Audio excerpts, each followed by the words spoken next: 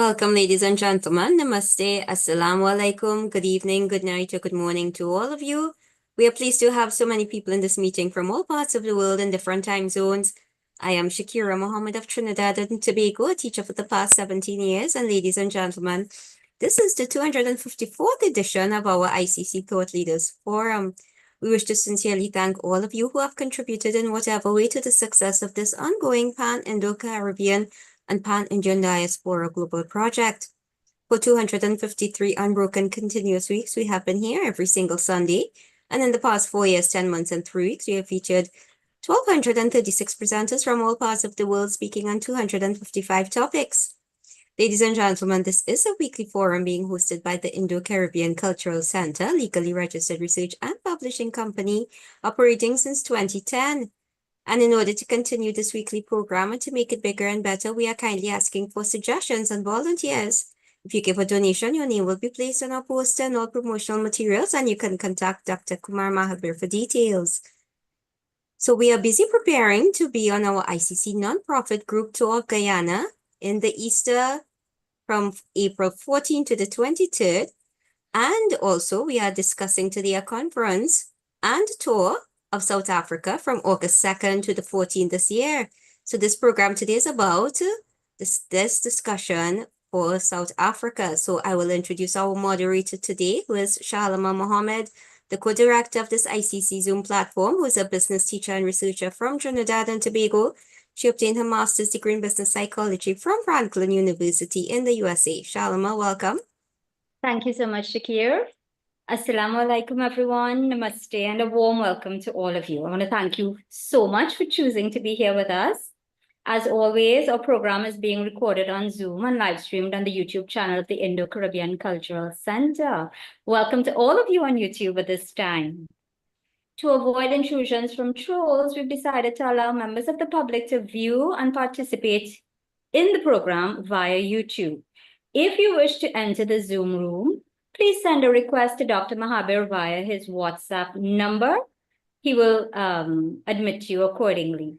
Thank you so much for your understanding and, of course, your cooperation. Excuse me, Shalima, at the top, there's a lot of space at the top of your head. We're only seeing your eyes, not your nose and mouth. Right. Is that better? Yes, far better. And shift a little to the left if you can. Thank you. Okay. So let me just continue. We are talking today about our highly anticipated launch, or rather, this is the highly anticipated launch of our 5th annual Indo-Caribbean Cultural Center Indian Diaspora Country Tour. So this exciting not-for-profit initiative emerged from our dynamic ICC Sunday Zoom Thought Leaders Forum, which has now reached an incredible 254 editions. The goal of the ICC tours is to unite participants of our weekly Zoom programs in person, at least once a year, to create lasting connections and unforgettable experiences. So back in August 2022, we welcomed over 60 individuals from the Indian diaspora to Trinidad and Tobago for our inaugural tour. And that was quite an adventure. The energy was electric, and many attendees, including South African now living in the USA, Virendra Singh, agreed that the Indian tradition of extended family gatherings should thrive globally, especially in regions where indentureship shaped history. At that time, Viren had mentioned, oh, you should come to South Africa. And we thought, okay, sure. So it was on the list, like several other countries, including Mauritius, Fiji, Reunion, and all the others to which indentures went. So from that vibrant gathering, a parivar was born, which has since journeyed to Suriname in 2023 and Grenada in 2024.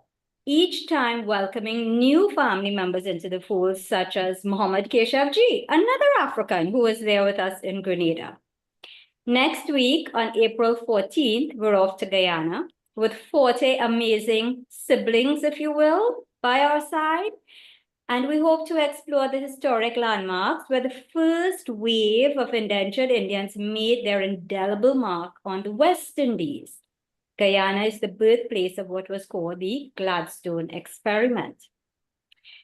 So the adventure does not stop there, because now we want you to mark your calendars for August 2nd, when we will touch down in South Africa for a truly groundbreaking journey. Our decision to do South Africa was fueled by the following message, which was sent to me by Kogi, who you will hear from in a little while, on March 31st, 2024.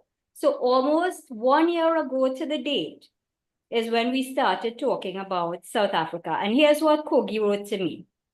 She messaged Mr. Singh, this is Mr. J.S. Singh. She sent me a picture of Mr. Singh in his lovely Indian garb speaking to an audience.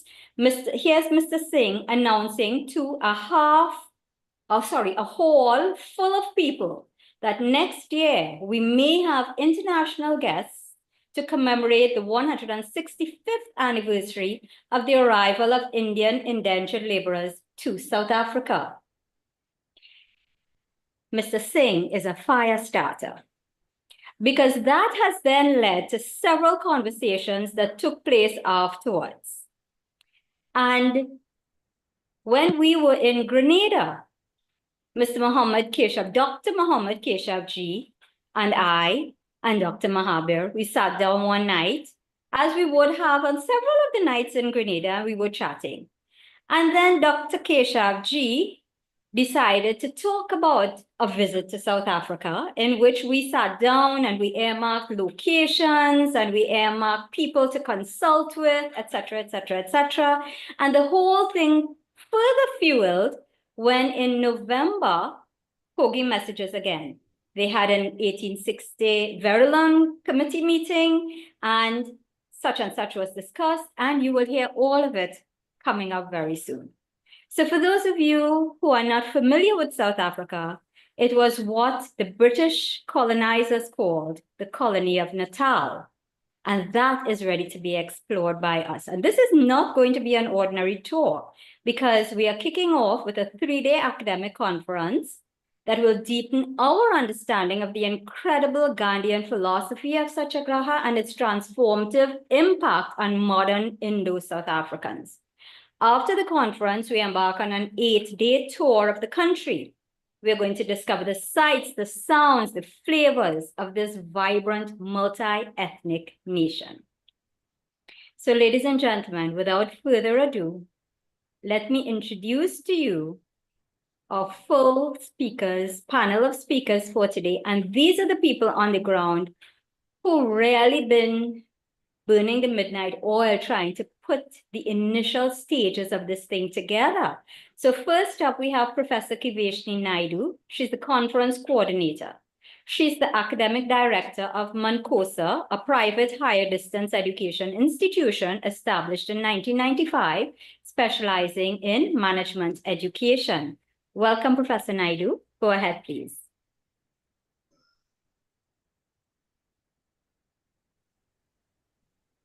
Good afternoon to Dr. Kumar Mahabir, Ms. Shamila Mohammed, my fellow committee members, and all online attendees from around the world.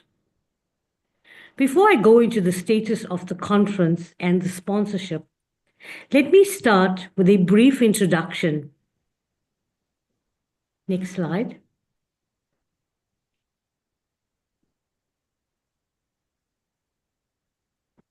Firstly, we are really excited to be part of this 165th anniversary. For us, we would want to mark this significant milestone with a 3-day conference dedicated to exploring the history, the impact, and the legacy of the indentured laborers in South Africa.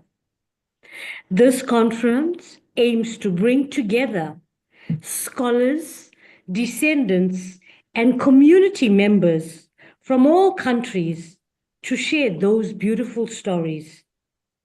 We also would like to highlight the impact across the different sectors of our beautiful country.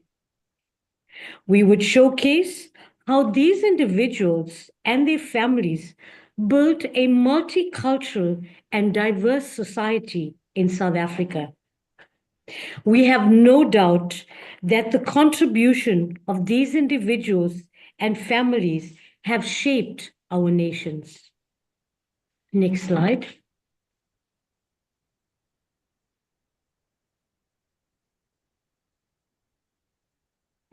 I would now like to go into some detail with regards to the academic conference. As already mentioned, this is a 3-day conference, which will be run from the 3rd to the 5th of August. We have secured a venue, and that is the LPES Institute of Future Tech, known as AIFT, based in Umhlanga. The plan is for the conference registration to start between 9:30 and 10 on a daily basis, and the conference would run from 10 a.m. to 4 p.m. in the afternoon. We would like for you to know that there would be a really good lineup of themes. We have 11 themes across the 3 days, and this conference will be hybrid. We would also be live streaming the conference as well. So we do not want to disappoint anybody that cannot make the trip to South Africa. We would like to be as inclusive as possible. Taking you briefly to what the 3 days would have lined up for us. On day 1, we would obviously have 4 sessions. We would have 4 speakers. And these speakers would be from across the local individuals as well as the international speakers. There will definitely be an opportunity for there to be interaction as well as Q&A to understand and get a better understanding of what happens in our different countries. There would also be 6 academic papers delivered on day 1, and these are across different themes that have been identified. On day 2, we will then go into 4 sessions with 4 themes, and we would have 9 academic papers. We're hoping to get the support of the different countries, and of course, the local individuals in South Africa also very excited, especially those in the academic fraternity. On day 3, we will go through 3 sessions. There will be 2 themes. We will have the academic papers, and really important is an opportunity to network, to develop some resolutions, and of course speak about whether there would be a book and what would be the further presentations. On day 3, there will be 7 themes that we will go through. In terms of progress, where are we at currently? You would notice that I've not included any details of costing, etc. I would leave that for Advocate Levan. But from my side, in terms of the deadline, the call for papers have already gone out since the 28th of March. The cost per delegate will be featuring in the finance budget presentation. The submission of abstracts is the 11th of May. The confirmation of acceptance or rejection, which we do not want to actually experience, would be the 25th of May, where you would receive feedback on the status of your abstract.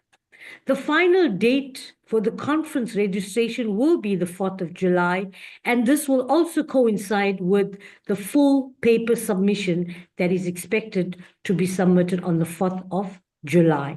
So this is basically a snapshot of what the conference is in terms of a status and what we plan to offer you when you visit us for the conference.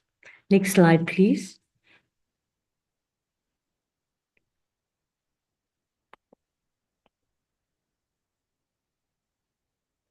It's really important. I know that I have mentioned who's the sponsor, but I'd like to reiterate that the LPES Institute for Future Tech has gracefully accepted to offer their venue to us. It's a really good campus, state-of-the-art.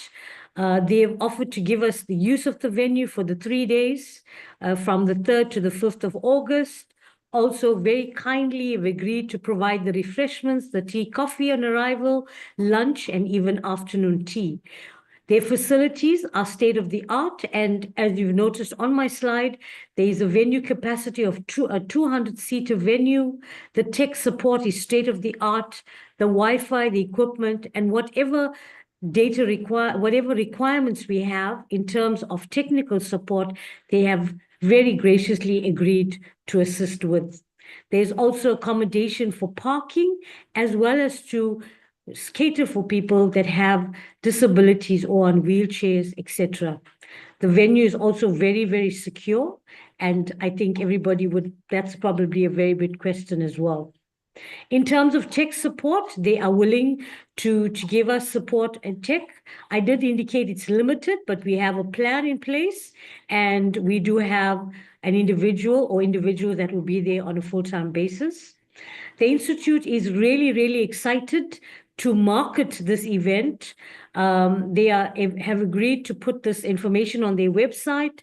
They are happy to advertise the pre-event and also send out general communication to all into the actual institutions, organizations that they can reach as far as they can reach out to. As far as the details of the actual sponsorship, you will see it in my subsequent slide in terms of what is being afforded to these institutions that have agreed to sponsor our conference. Next slide, please.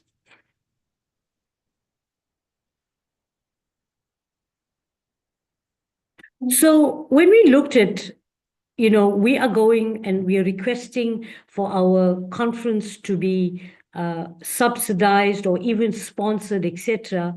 We thought very carefully what would be the value add for these sponsors. And what we did look at is definitely the main sponsor getting really some branding opportunities. We also looked at showcasing the different institutions that have had founders that are of Indian descent. We also want to give brand visibility, as during these events, there's definitely an opportunity to showcase and tell their stories in terms of where they started and what do we see today in the present day as well. We also wanted to acknowledge them during the conference. So we would obviously give them opportunities during some of the sessions as well. There would be some complimentary tickets afforded to them during the event, as well as the dinner. Their logos will also be placed in strategic areas, especially in the media platforms. And of course, we're giving them an opportunity to showcase what has been their success stories, etc. And this would happen maybe during the dinner or maybe during the networking opportunities during the conference itself. Marketing opportunities as well.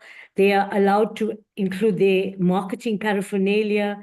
We are going to obviously want to give some branded information, as well as some things that you can take back as memorabilia of these institutions as well.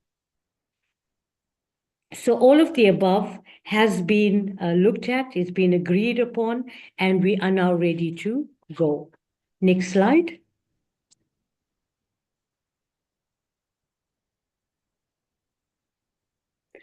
So for you to get an indication of the institute that we have that has graciously agreed to sponsor the conference, these are some of the visuals that I could share. And as you can see, these are very modern.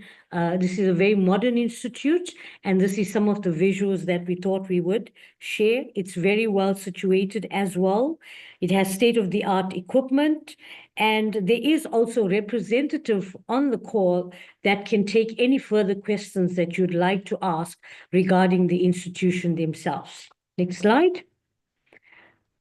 I also attempted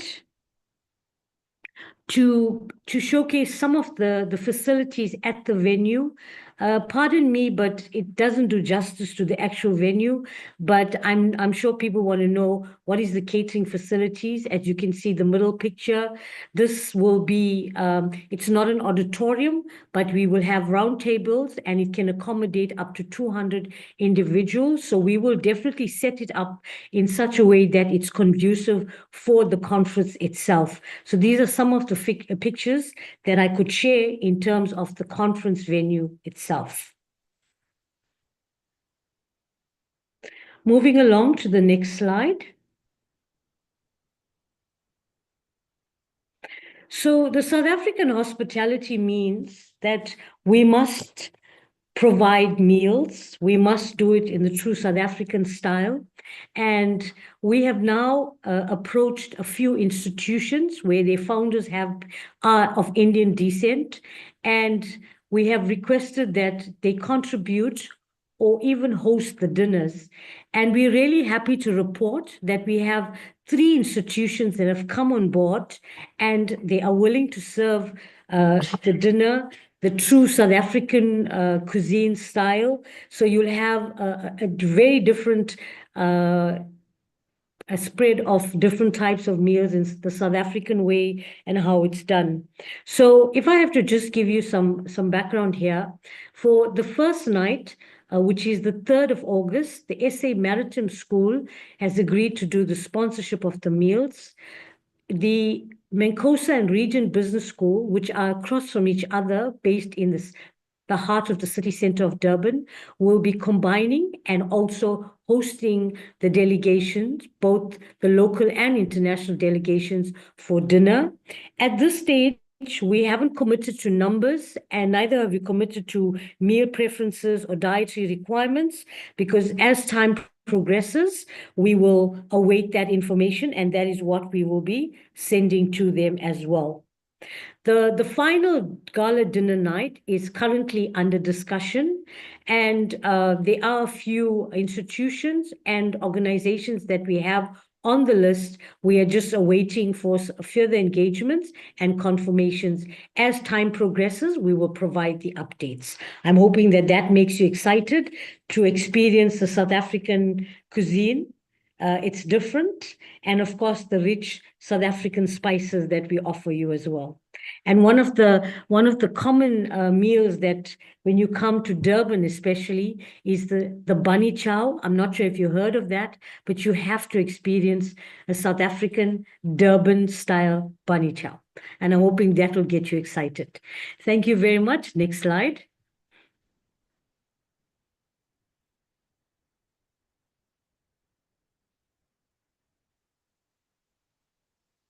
So just as a summary, and as I conclude before I go into questions, at this point in time, the venue has been confirmed. All proposed changes have been implemented. We've had several discussions. There's been 2 site visits. We have spoken to the institute that has afforded us their venue, and they are very willing to help us. And whatever demands we've made, not in a bad way, they have really, really acceded to it and said that's not a problem as well. The sponsorship letters have done and gone out. As you can see, we've already seen some traction. We've gotten some confirmed answers from some of the sponsors, etc. The conference plans are really way ahead. Now we've got to wait for the abstracts to come in and for people to show interest in my conference. We've also appointed an academic lead that will be assisting, that will be co-opted onto this particular conference committee that will focus on the reviews. This particular committee will be made up of academics, and whatever is done within this committee will be kept confidential, but the outcomes will be communicated to the relevant participants as well. This particular academic lead will also focus on the speakers, the bios, and all the logistics that's needed closer to the time, including the program. That is my short summary of what is happening in the space of the conference. I'm hoping and praying that I have created some excitement, and I'm really looking forward to the academics from your countries to come and join us at this exciting tour and conference. Thank you very much. I now hand over to our moderator, and if there's any questions for me, happy to take it through. Thank you very much, Professor Naidu. Very, very well detailed. We could not have asked for more. I just need to confirm to everyone, I checked the registration just before we started the program. We have 55 persons registered thus far, and we only started promoting this on Thursday of last week. So Thursday, Friday, Saturday, Sunday, 4 days, we've got 55 persons registered. For everyone, we will accept confirmation when you book your flight, when you send in your abstract, and when we have information that you are definitely going to be there or you are definitely going to be participating by way of doing a presentation at the academic conference. Thank you very much. And all your questions, please feel free to type them into the chat, and we will field those at the end of all of the presentations, because after Professor Naidu, we have now our second presenter, and you will be getting more information as we go along. So the questions to our panel would really be just to fine tune if there's any gap in any way that we need to fill. So let me introduce our second speaker, and this is Vita Sukaran. She's coordinating accommodation. She worked at the Aryan Benevolent Home and successfully managed a family business. Vita is the first female president of the KwaZulu-Natal Blind and Deaf Society. I may not be pronouncing that right, but when I get there, I'm sure I'll hear it enough times. Welcome, Vita. Thank you, Shalima. Okay. All right, thank you. Greetings from South Africa. It is both an honor and a privilege to extend a warm South African welcome to each and every one of you, members of the global family connected through extraordinary journey of our indentured ancestors. The year 1860 marks a defining chapter in our shared history. It was in this year that the first ship, the SS Truro, arrived on the shores of Durban, docking what is today known as Addington Beach. On board were the first group of indentured laborers brought to South Africa to work primarily on the sugarcane plantations of Natal. This voyage marked not just the crossing of oceans, but the beginning of a story of resilience, sacrifice, and triumph over adversity. Between 1860 and 1911, over 152,000 men and women and children arrived in South Africa under the indenture system. They faced unimaginable hardship, yet through their sweat, toil, and unyielding spirit, they laid the foundation for the vibrant, dynamic, and progressive community that continues to shape the social, cultural, and economic fabric of our nation. Despite the harsh conditions, discrimination, and systemic challenges, the descendants of these early pioneers have built strong, inclusive, and proud communities, particularly in KwaZulu-Natal. This legacy is one of courage, perseverance, and an unwavering commitment to family, faith, education, and entrepreneurship and community upliftment. Today, South Africa's Indian community stands as a testament to their sacrifice, excelling in business, politics, education, arts, and culture, while never losing sight of their humble roots. This conference is more than just a gathering. It is a homecoming, a celebration of shared history, enduring bonds, and a collective future shaped by the lessons of the past. Upon your arrival, you will be greeted at the King Shaka International Airport in Durban, where members of our local organizing committee, themselves proud descendants of indentured laborers, third and fourth generations, will warmly welcome you. Our team will assist you with airport formalities and ensure seamless transfer to your accommodation. Dedicated shuttle services will transport you to your hotels, where our hospitality team eagerly awaits to extend South Africa's renowned warmth and friendliness. Next slide, please.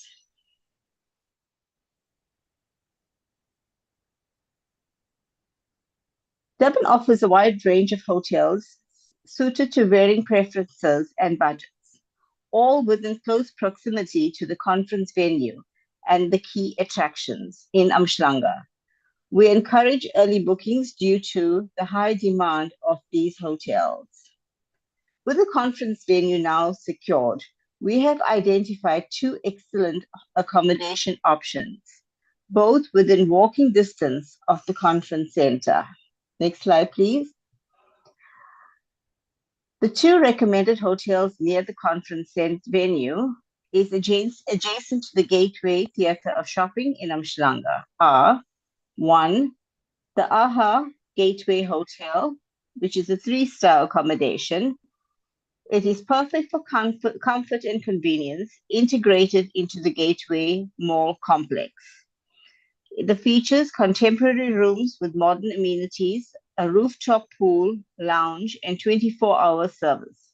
It's close to the beaches, restaurants, and a 1-kilometer radius of medical facilities.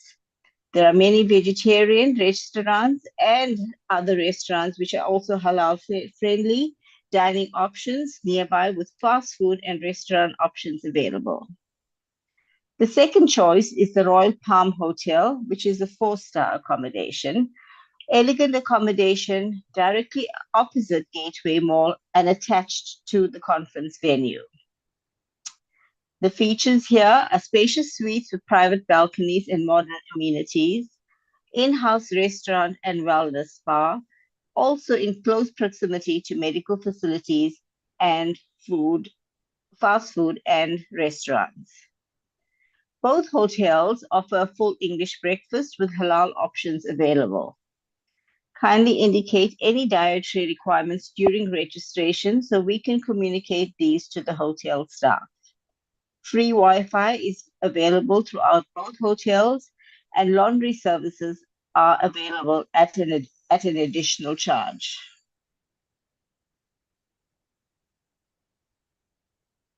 Durban has many places of interest. So should you be accompanied with guests and wish to explore our beautiful city, Durban offers a rich blend of history, culture, and natural beauty. Here, your hotel concierge will gladly assist in arranging tours or transport. So as you gather here in KwaZulu-Natal in August, the heartland of the Indian diaspora of South Africa, we hope that your experience will not only deepen your connection to our shared history, but also foster new friendships, partnerships, and opportunities for collaboration across the international communities of indentured laborers. May this conference serve as a bridge between past, present, and future, reminding us of our ancestors' sacrifices while inspiring us to build an even more inclusive, united, and compassionate global community. We look forward to welcoming you to our shores, where history lives, heritage thrives, and the spirit of Ubuntu, which means I am because we are, binds us together. Thank you, and I look forward to any questions that you may have. Thank you very much, Vita. Excellent options there for accommodation. I think you all did a fantastic job in fielding those options, and I especially appreciate the fact that they are very, very close to the venue of the conference. Thank you so much. Yes, so it's a pleasure. Thank you. Ladies and gentlemen, if you do have questions, again, please put them in the chat and we will take those at the end of all the presentations. We move on now to our third speaker. This is Advocate Lavan Gopal. He's the finance coordinator for the event. He's an advocate of the High Court of South Africa and a barrister at law for England and Wales. Attorney Lavan is also an international tax and corporate lawyer. So welcome. Good afternoon to the organizers, Dr. Mohammed and Dr. Kumar Mahabir. A warm South African welcome. Namaste, Assalamu alaikum, Vanakkam to all your viewers and listeners from all over the world. South Africa's story during the 19th century, starting in 1860, saw waves of Indian indenturers transported to KwaZulu-Natal, then called the Colony of Natal, to work mainly on the sugar plantations. During that period, we saw the arrival of a young lawyer from the United Kingdom, Mohandas K. Gandhi, who went on to cause quite a disturbance in the colony of Natal and created a great deal of disturbance for the British, created a name for himself, went on to, of course, being that great freedom fighter for India. But of course, he's not the only freedom fighter. Nelson Mandela, another homegrown son of South Africa. And so you'll find that the South Africans in general have always been looking to champion justice, fighting against apartheid and colonialism over the years. From indentured laborers, we've gone on to be a very vibrant and dynamic business community, including very senior places in academia, many professionals across the various professions, many that have sought high office as politicians, and there are many community leaders that have come out of the Indian diaspora, the Indian community here in South Africa. In general, Indian South Africans have a proportionally higher level of education than most other South Africans. And having come from humble backgrounds, live at a fairly high standard of living for the most part. To start off with some of the financial aspects for the proposed trip, and I want to say thank you to the professor and to Vita for giving you such great insight to the planned conference and your trip. Some of the members that are part of the finance committee, and you would have heard Professor Naidu speak, as well as Ms. Sukaran. You will also hear from Dr. Kogi Archery, who has been one of the spearheads of this conference. Mr. Danny Govender, Dash Singh, and Hazel Lachman all make up the committee, and I will be assisting by chairing that committee as well as acting as your treasurer. The next slide, please. We will be sure to communicate this clearly. The bank that we are using is First National Bank. Most of the international banks use a SWIFT code when they communicate with other banks, and I will be certain to confirm all of this with those wanting to do payment and to make sure that it's easily displayed. Something that is unique to South Africa is when you make a deposit, you have to define that deposit. And in this instance, it will be within the category of donations or grants. And that is something I'll give guidance to anyone that needs further instruction when they're doing payment. The next slide, please. So some background information about the bank account, which we've opened here in Durban. We have three signatories, that is Dr. Archery, Mr. Nash Singh, and myself. And of those three, we require at least two persons to sign to approve money leaving the account. We've taken the form of an association, and we've created a constitution to that end.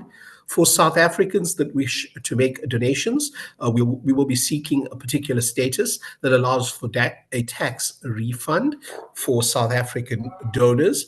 And at the end of the conference and the conclusion of this program, if there are any funds left in the account, those funds will be transferred to the 1860 indentured laborers group of Verulam. So that those funds will not remain with us, and of course we'll be sure to have a complete audit and account for all of the movements in that account.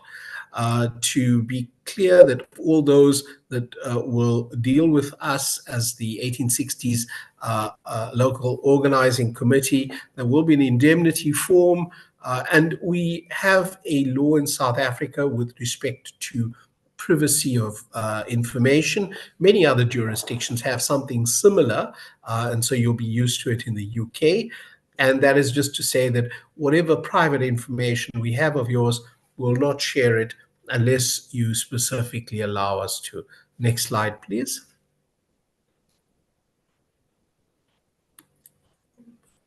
Please go on to the next. Thank you. To give you an indication, our conference will be held at the Alpfest Institute for Future Tech. We've been very fortunate to be and to have been able to confirm the sponsorship. The CEO, Mr. J. Ramanlal, is someone of the South African Indian community, and has been something of a success story over the last 35 to 40 years. Has grown from humble beginnings to be one of the leading businessmen in our city and a well-known businessman in the country. He's very graciously allowed us to conduct our conference at his venue, and you've seen pictures from Professor Naidu, and you've also heard that the hotels that we are considering are close to his venue.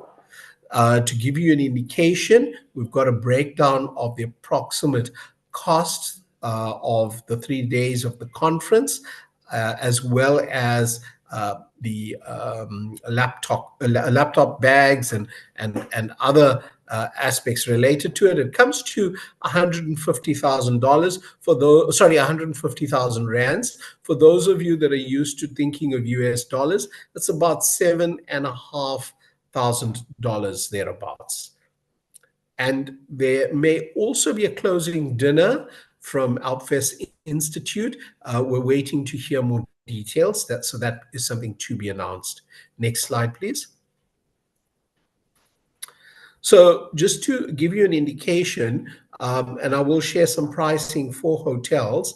Most of the hotels will include breakfast. We've learned that they have a slightly higher charge if you are looking for special meals of halal or kosher.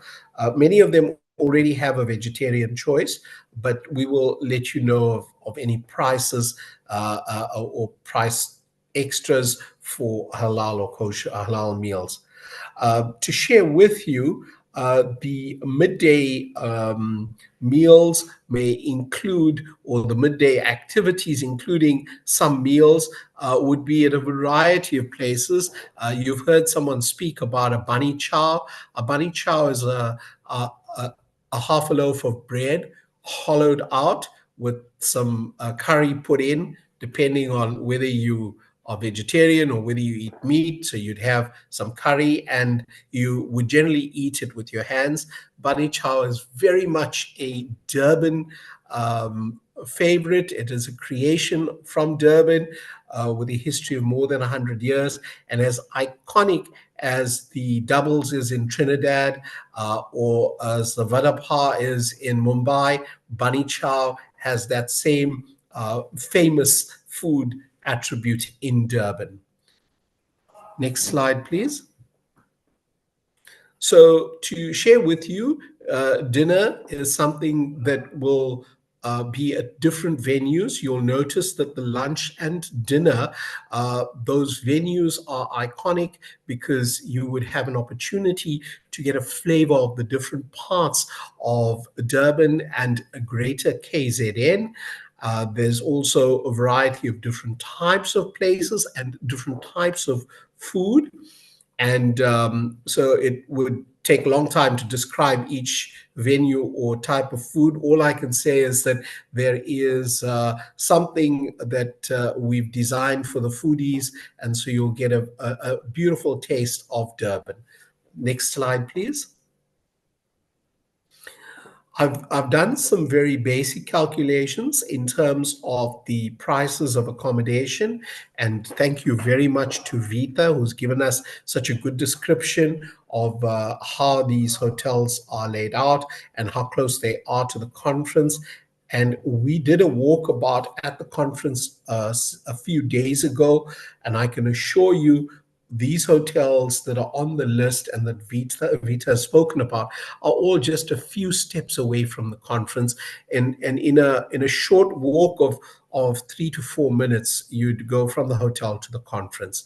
I've listed an indication of the night's stay, and just to give you an indication, they're in rands. They range from 1,400 rands to 2,000 rands. If I'm translating this to dollars, 2,000 rands is probably about $110 or $115 per night per person, and that would include breakfast. And so you could see that by way of international standards, they're not very expensive. They are good value for that money. They are in a safe area, and they're very close to the conference center. Next slide, please.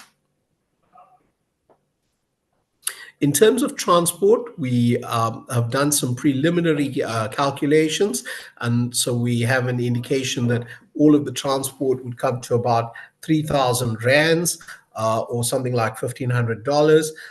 We're still, and that's with a bus that would take us from one venue to another. Those that are familiar with the US prices will see that this is really low cost, and in general, South Africa is probably, we'll put it this way, the US is probably 2.5 to 3 times more expensive than South Africa for good quality accommodation, food, etc.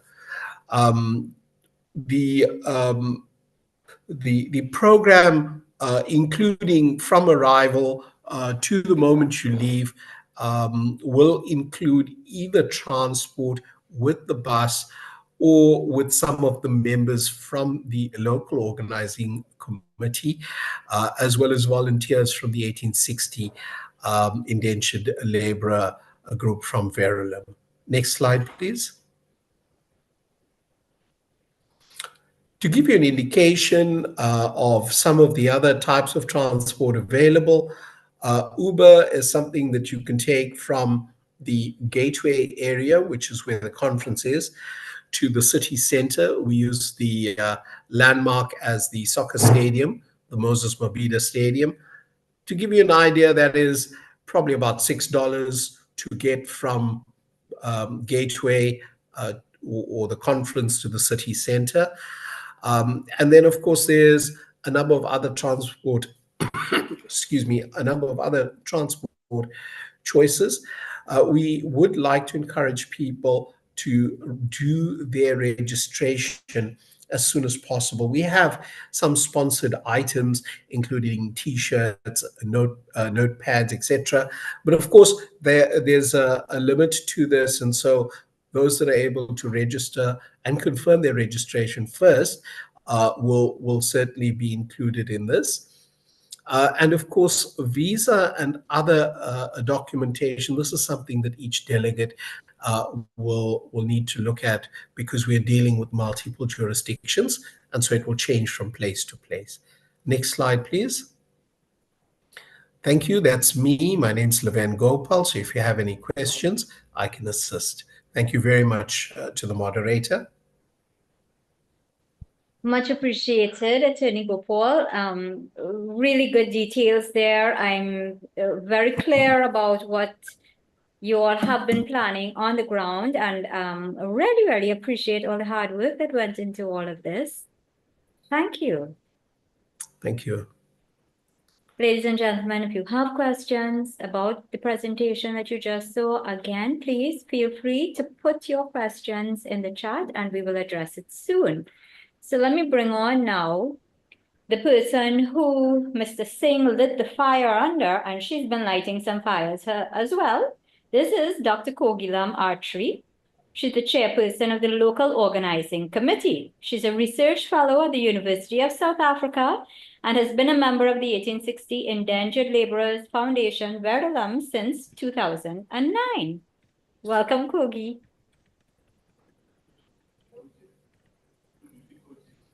Can you hear me, Shalima? Hi. Can you hear me? Yes, a little bit low though on my end. Oh.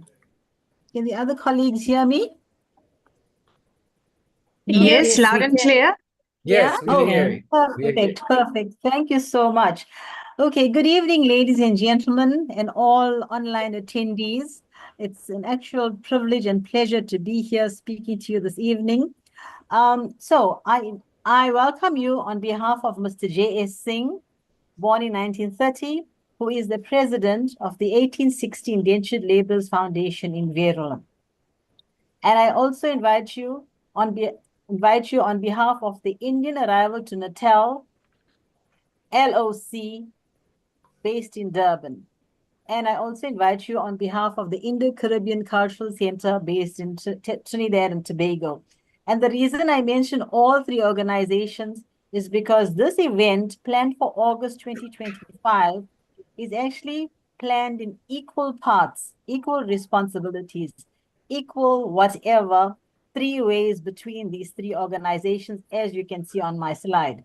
Yes, the idea started last year in January, February, when I logged on to the Zoom programs and I was listening to these wonderful places that the ICC was visiting. And I began a conversation with Mr. J.S. Singh, saying to him, you know, it would be good if we could get Trinidad and Tobago and the ICC to come to Durban. And of course, we had discussions. And then we put it to our 1860 Indentured Laborers Foundation in Verulam at a meeting in March last year. And the committee there said, yes, we can go ahead. But of course, because we're a small committee in Verulam, we would need more persons to assist us. And as you can see, that this is really a mammoth undertaking, engaging with people from throughout the world. So last year in September, it was announced publicly at a meeting in September that we are going to be hosting this event this year. And we are looking for other organizations to partner with us. And I'm so happy to say that on the 15th of September, 2024, on the day that Mr. Singh turned 94, he announced it. And before the event was over, I had so many individuals from different organizations reaching out to us saying, yes, they will be part of the LOC. And so our LOC has 11 members. You've met a few of them here. Those that are not on in the Zoom room currently are Mr. Danny Govender, Mr. Nash Singh, and Ms. Hazel Lachman, who is our secretary. Also not online at the moment with us here is Ms. Fozia Pierre and Dr. Betty Govenden. I think they are listening via YouTube. And then we have Youth Keshvir Pathab, who is going to be assisting us with IT. So we are an 11-member LOC, and we have about 14 or 15 members within the 1860 in Verulam who are going to be assisting in different portfolios, different responsibilities. And in that way, we will ensure that we reach the objectives that we set out for ourselves. And thank you also to Dr. Kumar Mahabir and Ms. Shalima Mohammed, who I'm sure is soon going to be Dr. Mohammed. And Shakira as well for the part that you guys have been playing in getting us going. So I'm just going to reiterate one or two things, and I'm going to move along very quickly. So it has already been mentioned, and the call for papers has gone out. The date has been set for the conference 3rd to the 5th. Okay, sure. All right. So in terms, if you want to contact us, Okay, now we can move on to the next one, Shalima. It's fine, Shakira, yes. So the second slide is these are the contact persons in terms of the local organizing committee for the conference, but you have their details already. So we can move on to the next slide. All right. So so far you've heard about the organizations, you've heard about money, which we all need. You've heard about where we're going to stay at the end of the day, and you've heard where we're going to spend the first 3 days when you arrive in South Africa, right? Now, my task today is to tell you the places that we're going to visit.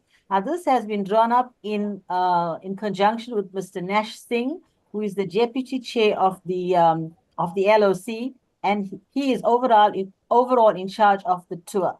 So I've been liaising with him, and we've managed to put together a plan together with members from the 1860 Indentured Laborers Foundation in Vietnam, who each have a specific day that they're going to lead. From the time we leave the hotel until we return in the evening, it becomes their responsibility, and they've taken on this task by sending me pictures and notes. Obviously, I could not put everything on the slides, but I've taken a few, and we'll talk you through some of the trips that we are going to go through. So, and it's in no particular order because look, it's still a working document and some of the days and dates might change, but just to give especially our international visitors, reason to come to Durban, all right? So if you look at this slide, it says Port Shepstone. So Port Shepstone is on the south coast. So on the slide, you'll be able to see where Umhlanga is. And Umhlanga is a coastal area. It's a holiday resort area, right? And we'll travel along the coast, and it will take us about 90 minutes, 90 minutes to get to Port Shepstone, which is in the south coast. But along the way, we will make some stops. And I will share just now some of the stops that we will make, right? And it's along the coast that we will travel. And the next slide, please. All right, so we will go to the Umzimkhulu sugar mill. And can you imagine this? We will stand on the land where the indentured laborers arrived. And it's taking us today 90 minutes to travel from Umhlanga to there on a highway in a bus that will probably be going at 120 kilometers per hour. Can you imagine how our indentured laborers would have gone from the same place to Port Shepstone? How long would it have taken them? And it's really, time travel.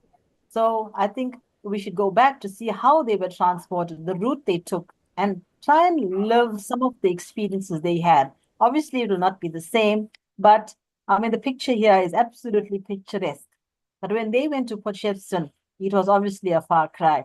So that's just to whet your appetite in terms of one of the areas that we're going to travel on our tour. Next slide, Shalima. All right. So there are many mandirs that we will see, on our route to Port Shepstone. So I've chosen not to put all of them. And besides, the head of the tour to Port Shepstone, Mr. Roy Raghubir, will have to decide, which one we're going to see, because we obviously cannot see all, maybe one or two, depending on time. And he also has a further items for his program, which I haven't shared because we want to still finalize it, right? But just to let you know that we will be going to the South Coast, and Mr. Roy Raghubir is handling this. Okay, the next slide.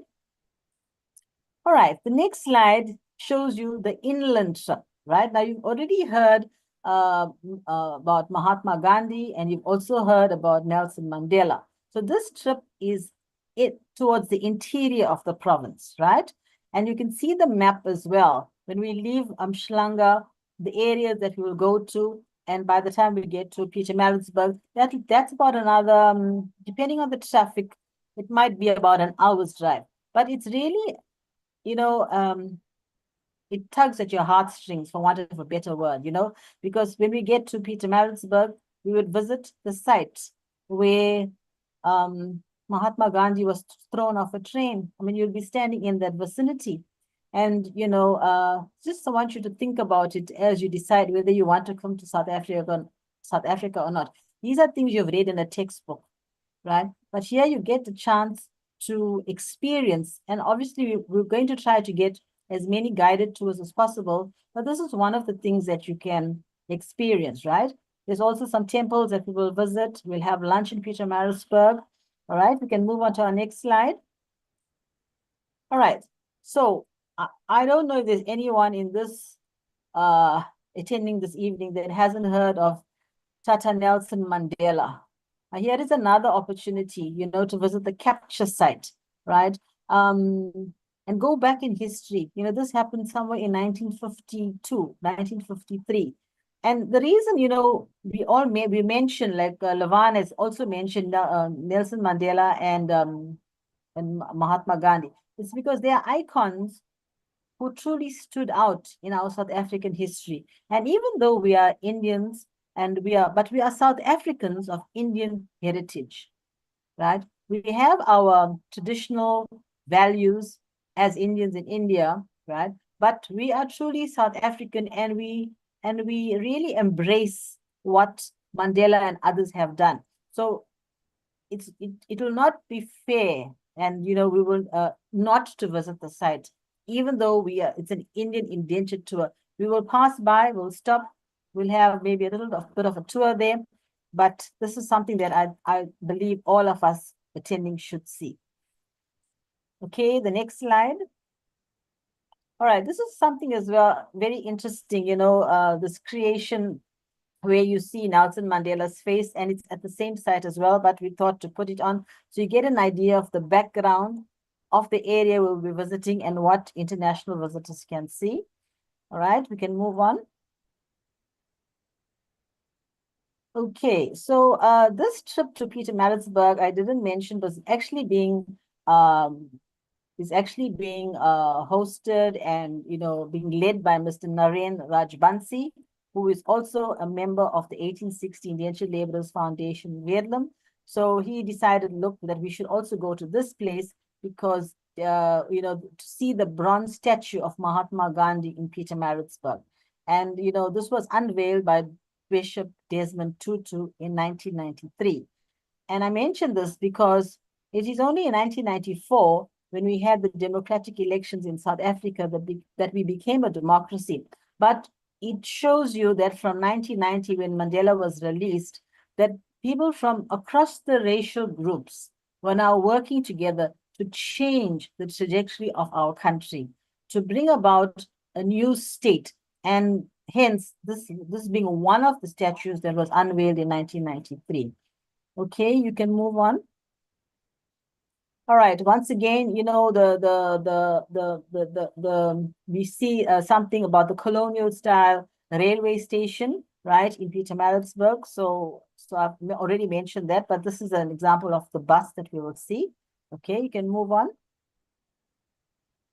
All right. So Gandhi was in prison from being a barrister in London, and being so highly acclaimed throughout in his career, but eventually he was imprisoned in Pietermaritzburg, and here's an example of a picture of where he stayed when he was in prison, right? So we can move on to the next slide. So I'm just looking at the time as well. Okay, we then move on to the Durban leg of the tour, and I didn't put in a map because between Umhlanga and Durban is like a 20-minute drive depending on the traffic. And here, the Durban tour is being led by Mr. Nash Singh. He has been in contact with Mr. Selvan Naidu, who is in charge of the 1860 Heritage Center in Derby Street. And, this 1860 Heritage Center is a proudly South African museum that reflects a multifaceted view of South Africa's history from slavery through to freedom. And this is what the center looks like, right? Next slide. It is also a government agency. All right. So far, I have not spoken much about our indentured, history, but at the 1860 Heritage Center, we will be able to learn more about Comrade Rajas Ray Pillay. And the reason I single her out is she is a granddaughter of somebody who came here on indenture. But she was truly a visionary in her thinking. She began fighting for liberation in the late 1960s, and she worked with Paul David, Steve Biko, and many others. And eventually she was actually spotted and highlighted by the security force, and she was forced into exile. She left our borders 1978-79, and she crossed over into Swaziland. She was an ANC underground worker. She was the only South African female of Indian heritage who was part of the armed liberation struggle. And there I mean, carrying an AK-47 and doing the work on the trenches. And, she really embodied what it meant to be a stalwart and a struggle hero. And she returned to our country in 1990. And unfortunately, she passed on in 2020. But you'll see sort of an exhibition about the type of work that she has done. You'll get an opportunity to see this at the 1860 Heritage Center, as well as with the work of many other people. Thanks to Mr. Naidu and other persons that are there. All right, we can move on. Thank you. So around the time, the 8th or the 9th, right? It's a Friday, Saturday. We also want to visit the Grey Street Mosque. The Grey Street Mosque is really one of the biggest mosques in Africa, right? I'm not sure if it's the largest. I'll be lying if I said I did, right? But it's really one of those iconic mosques. And on a Friday, I think there are close to maybe 3,000 people. I could be wrong, but thousands of people that visit the mosque. And I do know, in fact, it's so much so that it takes 3 lanes to close off the roads so that the Muslim men especially can go to the mosque and do their prayer. And on our schedule, we did have Friday the 8th to go to the Grey Street Mosque. But I have consequently been advised that it might not be the best day to go to the mosque because of the number of people there, and that we might just get lost, right? So there have been suggestions that we could visit the same mosque on a Saturday, but on the Friday, we visit another mosque which is near Gateway, where are we going to be staying, right? So I still need to discuss that with the organizers, with Shalima and Dr. Kumar, as to what an alternative plan could be, because we want to have that experience of going into the mosque and doing whatever is necessary, especially also to get a mosque that will accommodate women, because not all South African mosques have space for women. We're still negotiating through that. Okay, so this is the Grey Street Mosque, which we'll probably pass on our trip when we are doing the CBD area, right, on another day. All right, so we can move on to our next slide. All right, so there's also the St. Anthony's Church, which Dr. Betty Govenden, a member of the advisory committee, has suggested that we visit this church. So this church, the mosque, the Heritage Center is a Durban Central trip. And like I mentioned, Nash is going to be assisting us with that leg of the trip, okay? We can move on. All right, now on the 10th, right, this is the plan. We will go to the Mount Edgecombe area. The Mount Edgecombe area, the keywords, the barracks. Does it sound familiar to the historians in this group? Because that's where our indentured laborers lived under those conditions. You can just imagine, right? So we're going to have a visit in this area. And Mr. Nash Singh has spoken with Mr. Seelan Archery, no connection of mine, but he has spoken with Mr. Seelan Archery, who is going to assist us and make it possible to have a book launch here when we go to that area, that temple, because it also has a convention center there and a tour of the area, because this is Mount Edgecombe and Phoenix, which are side by side. So that's the other aspect. Phoenix will come in. We will visit Phoenix on the day that we go to the Mariamman Temple. All right, we can move on. All right, so still now in that area, we will visit the Phoenix settlement. And I sent an email and I communicated with Ms. Ila Gandhi. And she's very happy to welcome us. And I asked her for her options of which pictures that I should put on the slide.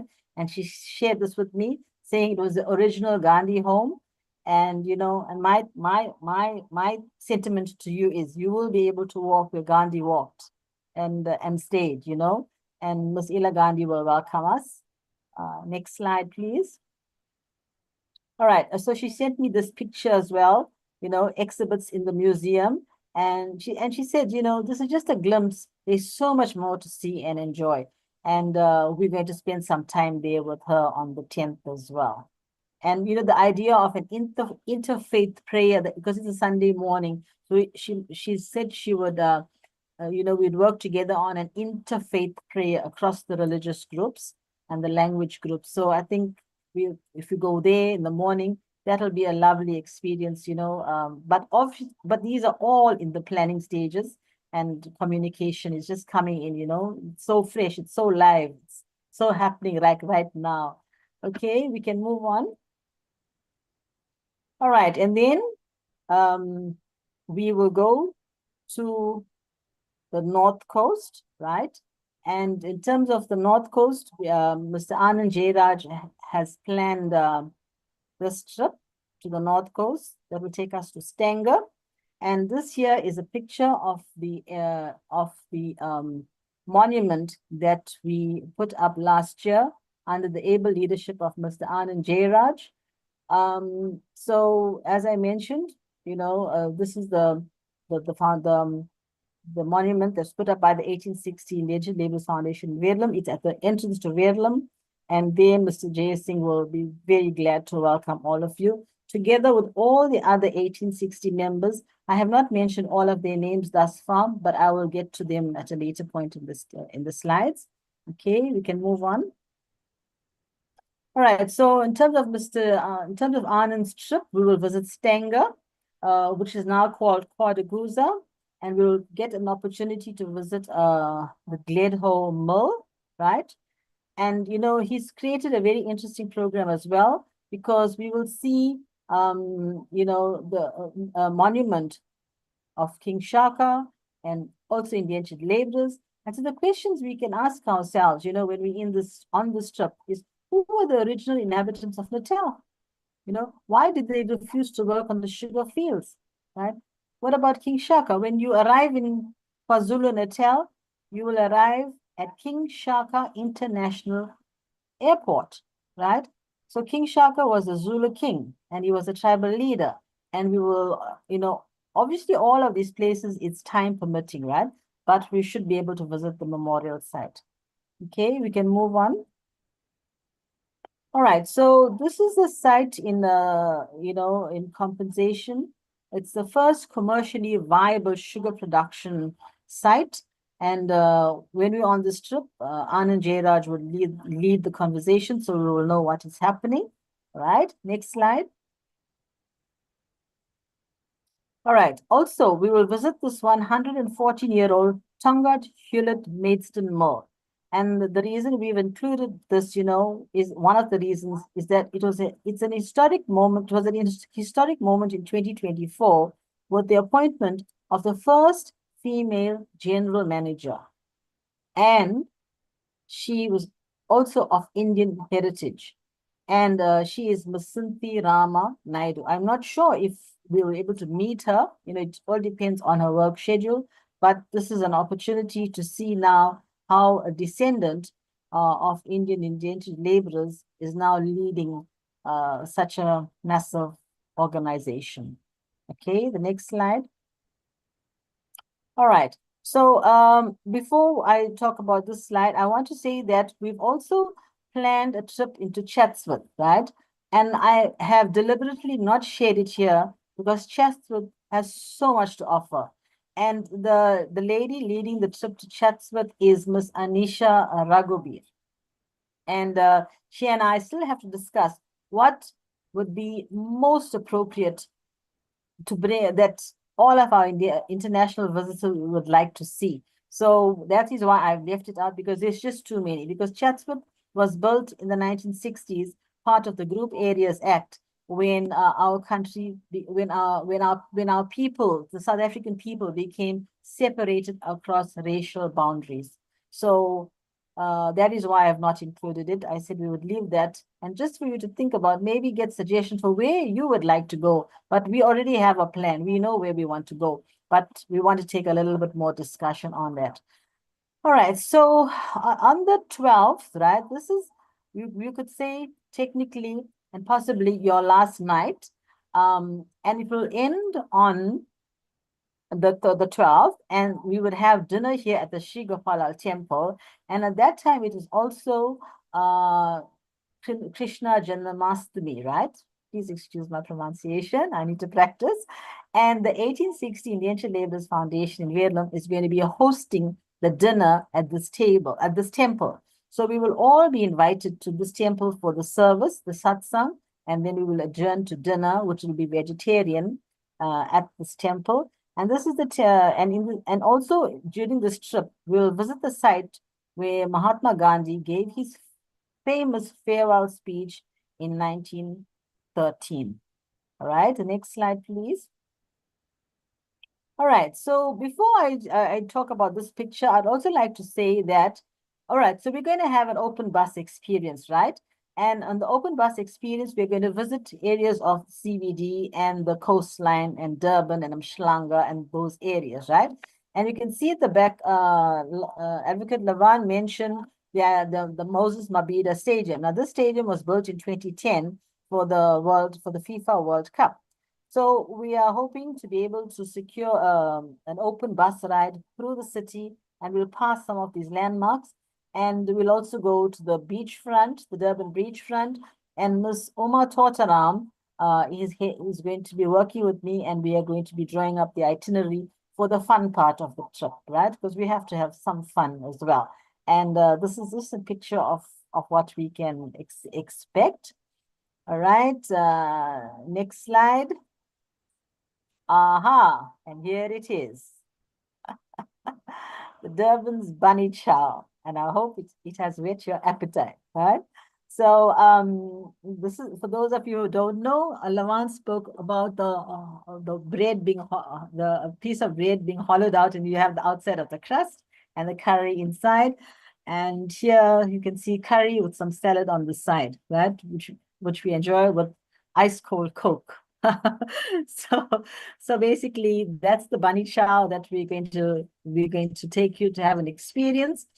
And besides the bunny chow, we're also going to try and do the cook-off on one of the evenings. That's the day when we do the Durban tour. We're going to go to the spice market, and you all are going to choose what spices you want, whether it's hot, medium, mild, garam masala. I was going to say dharam masala, but it's garam masala and whatever. And then that evening, we will have a cook-off, which Mr. Danny Govender is arranging for us to be done in Umhlanga at a place called The Deck. We're still negotiating with that area, for that area to be made possible. We will also be having a movie night under the skies, open skies. So Danny Govender is also assisting us with arranging that. And then, can we go to the next slide? Okay, so before I talk about this and the prices, before I talk about this, so there's also the opportunity on the 13th, right? For those that don't leave by the end of the 12th. On the 13th, we might have a get-together. We might do a fun trip, on the steam train that I had mentioned to Shalima, but it's not been finalized as yet. It just depends whether the team is still here on the 13th. And then eventually you will all then leave on the 14th. We've also, so that's as far as takes us up to the 13th to 14th of August. The early bird registration, as Professor Naidu has mentioned, is the 25th of May, but we will still decide on finalizing these prices, right? When we send out the call for papers. The next slide, please. All right, so you've heard a lot about what we are trying to do. But now it's my privilege to call upon Ms. Elisha Ramnandlal, and you can hear it straight from the horse's mouth, because she is the Chief Research and Strategy Officer of AlpFest Institute for Future Tech. So I now conclude my my presentation by inviting Ms. Elisha Ramnandlal, pre-doctoral student, to now address you. Thank you so much, Shakira and Shalima. Awesome. Thank you, Dr. Archery, for that. That was very, very insightful. So greetings, colleagues, and a warm welcome from the AlpFest Institute for Future Tech. Thank you for giving me an opportunity to do a quick 3-minute presentation here today. It's not a presentation, it's just a chat. I'd like to tell you our story quickly. Like many of yours, it's shaped by ancestors who worked as indentured laborers in South Africa, people who faced unimaginable challenges, but still found ways to build a future. Today, I want to highlight the concept of Industry 6.0, or the Sixth Industrial Revolution, and briefly explain how AlpWest approaches this. I'd like to remind us all that revolutions aren't just about technology. They're about people like us and the lessons we carry forward. AlpWest's partnership with the ICC Indian Diaspora Tour is a way to honor that past while building something new. But let me quickly explain how we're trying to do that. First, a little history about our institution. In 1990, my family started a small computer college, and our goal was simple: to make technology accessible to everyone and not just the privileged. By 2012, we shifted to the use of tablet PCs, not because we were geniuses, but because we saw a need in our country. When the Oxford University recognized our work, we were proud, but prouder still when a student in a rural area could finally access education our parents never had. So today, as the AlpWest Institute for Future Tech, we're focused on the sixth industrial revolution, but this isn't just our project. It's a shared opportunity for all of us. Let's take a quick dive and see how our society had got here, right? I'm going to take you through quickly the revolutions. During the first industrial revolution, we ran on steam engines with the sweat of laborers like our ancestors. During the second industrial revolution, it was all about factories and cities, and it was built by their children. By the third industrial revolution, which was also called the digital revolution, it allowed the next generation to use code to create new opportunities for work. By the fourth industrial revolution, it was all about connecting the world through the internet and artificial intelligence, but also highlighting to us how divided we still are, even in the midst of all of this emerging technology. So the fifth industrial revolution is known as the Green Revolution. It's pushed us to repair our relationship with our planet. And now we stand at the cusp of the sixth industrial revolution, which is where we must ensure technology serves humanity and not the other way around. So here's what we're doing at AlpWest very quickly. We teach ethics alongside technology. We don't just teach coding, we delve into the history of individuals like indentured laborers. Understanding their struggles is vital for developing AI that is fair and inclusive. We train leaders, not just engineers. We challenge our students with the question, what kind of systems would make our ancestors proud? We create global opportunities. By partnering with international companies, we assist students in transforming their skills into careers across the globe. We focus on sustainable innovation. Our green technology initiatives, even in their simplest forms like recycling paper, plastic, and also electronics, are inspired by the land our ancestors worked so hard on.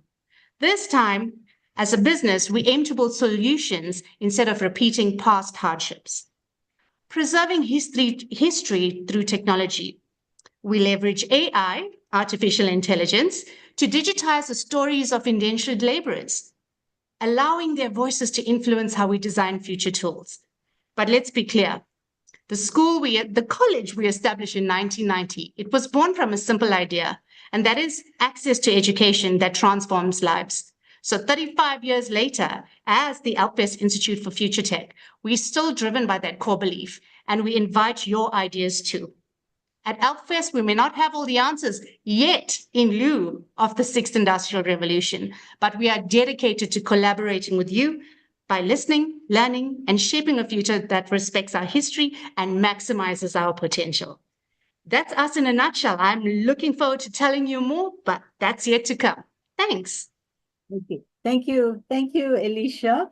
Ladies and gentlemen, before I hand over to Shalima, I just want to say that within the 1860 team, we have Mrs. Maggie Archery and Mr. Bobby Perumal, who are part of the hosting team. So they will meet you at the airport, and they will be there when you leave, when you depart. Two elders within our foundation, and then we have Mrs. Shirley Jairaj, who is our treasurer. And she absolutely keeps our books in 100%, no room for error. So she's assisting us wherever financial issues are concerned. And then we also have Professor Shanta Balgoban Singh, who together with Professor Kiveshni Naidu and Hazel and myself, we form the conference team. And Professor Singh has been assisting in ensuring that the call for papers has been up to date and according to standards. And then we also have Ms. Kimentri Aveyan, who is going to be assisting in terms of the flights, some details there with visas, etc. And she's also part of the team that will take us to Phoenix. And we have Miss Karishma Folly, whom I mentioned already, and we have Ms. Subhashni Singh, who is going to be assisting with accommodation. If any of us have any issues with accommodation or they're feeling a bit nervous, Ms. Subhashni Singh, also another member of Verlum. So I think I've covered all members of the 1860 Indian Laborers Foundation. But what I can do is I can very, very quickly just look in my my phone to check if I have missed out anyone. And I don't think I have. I've mentioned Naren, Roy, Anand, Anisha, Kimentri, Mr. Perumal, Nash, Shanta, Shirley. And we have Ms. Taruna Raghubir, who's actually living in Cape Town. And if we were going to go to Cape Town, then she was going to meet us in Cape Town. And we have Oma and Subhashni. So I've mentioned all members from the 1860 Indian Laborers Foundation who are playing an equal part in ensuring we have an enjoyable trip. And I've mentioned all members from the local organizing committee who are all bringing different aspects to the party. And I think with the ICC in top leadership, I think we're good to go. I can now say thank you, Shalima. Kogi, I have to tell you, this is really the South African team pushing this thing, and I thank you so much. This is really fabulous. You all are going above and beyond the call, and I cannot thank you enough.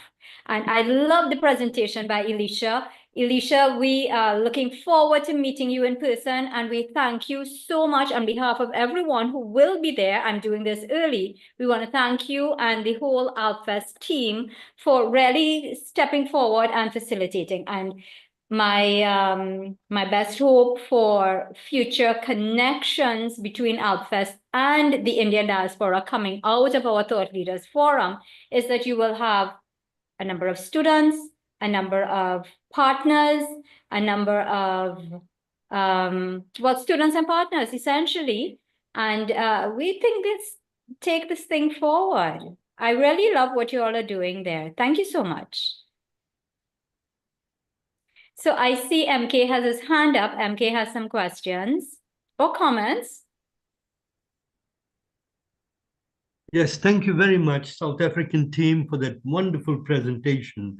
You just remind me of the wonderful hospitality I first saw in Durban when I was a young boy of 15 years old, almost 60, 65 years ago. And I can see that lovely spirit is still alive. So you make us all feel very proud. I just wanted to ask you very practical questions. I take it that this basically is a trip of Natal. It's Pietermaritzburg and Durban. It's not the whole of South Africa. At least it makes it much more focused and manageable. What I'm not clear on is if the conference is the first 2 or 3 days and you've identified the 2 hotels, will we stay at the same hotels if we remain till the 14th? Would it still be the same hotels? Would we be coming back every day from Port Shepstone and all these places to the hotels that you've chosen? Or will there be different hotels? Okay, can I answer? Yeah. Okay, so thank you, Dr. Keshevji. Yes, so we've planned the trip in such a way. We will leave the hotel at about, say, 8:39 after breakfast, after a good breakfast. We'll get onto the road, maybe like about 45 minutes or an hour into the journey, we'll probably make a stop. And then in the first stop, according to what the tour leader for the day has decided. And then we'll probably make another stop, and that should take us till about 11:30, 12.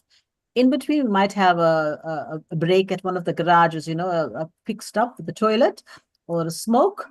And then we'll get back on the road, and we'll go to another place, and we're trying to arrange our lunches. So we do have a few lunches already secured, right?